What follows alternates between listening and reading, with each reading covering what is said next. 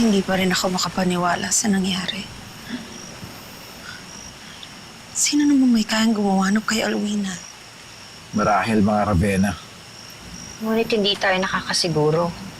Walang ibang pwedeng gumawa sa isang mulawin nun kundi ang mga Ravenna. Hindi tayo dapat pumayag na pinatay nila ang ating sugo. Kailangan natin siya ng paglaban. Tama si Pagaspas. Sasali ako. Lalaban ako para kay Alwina. Hindi tayo dapat magpadala sa damdamin. Kailangan pag-isipan natin itong mabuti. Nanay Lourdes, wala na po tayong dapat pag-isipan pa. Pinatay nila si Alwina, ang ating sugo. Laban, kailangan nating kumilos. Kakausapin ko ang iba pang mga mulawin. Tutulong rin kami. Anya, Malik. Pagaspas!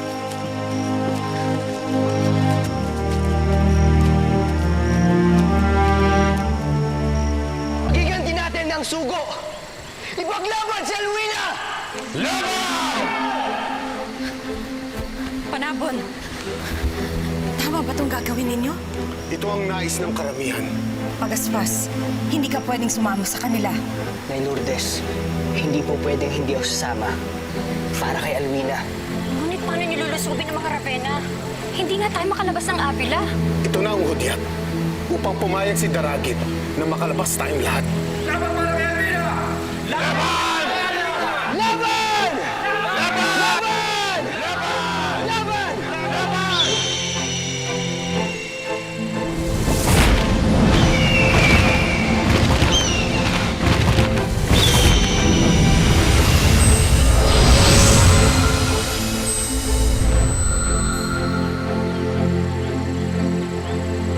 Mga mahal kong mulawin,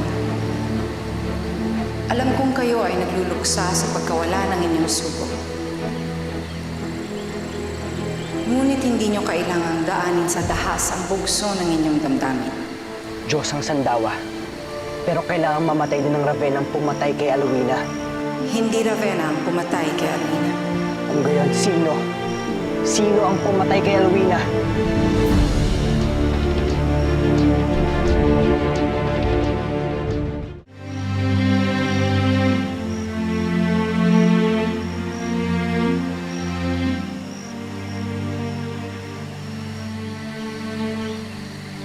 Wala akong ibang minahal nang hihigit pa.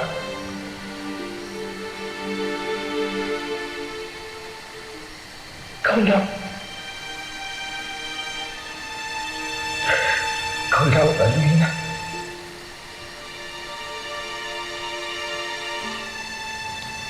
Buong buhay ko. Ikaw lang.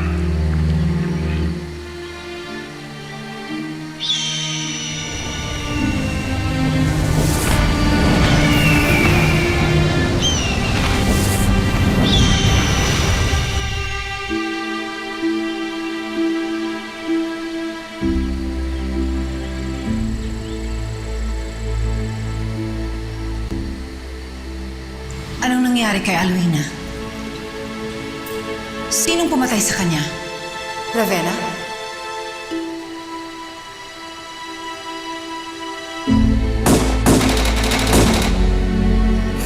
Hindi.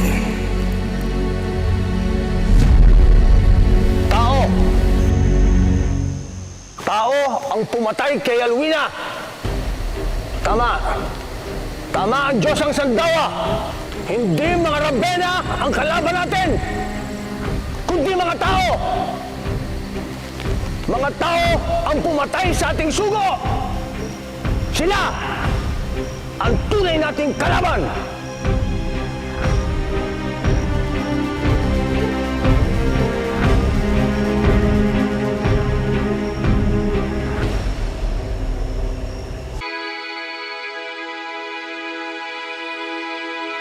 Sinabi ko naman sa'yo, huwag kang magpadalos-dalos. Para kung may nangyari sa'yong masama, hindi mo man lang ba ako inisip?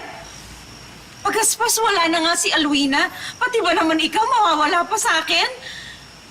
Pasensya na po, Nay Lourdes.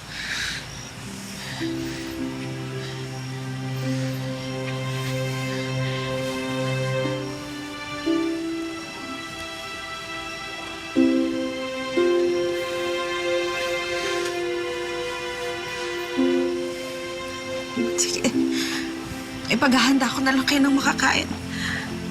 Anya, Malik, lumito na rin muna kayo, ha? Salamat po, Nanay Lourdes.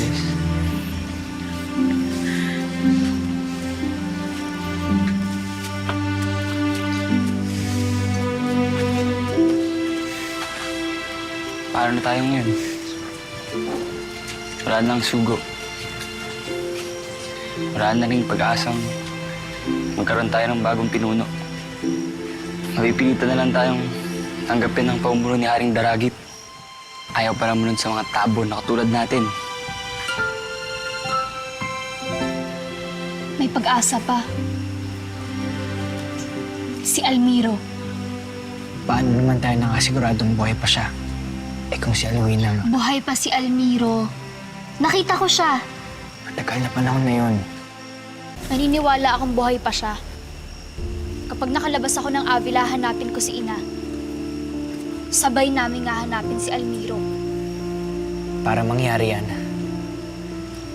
kailangan muna nating manalo sa sipak.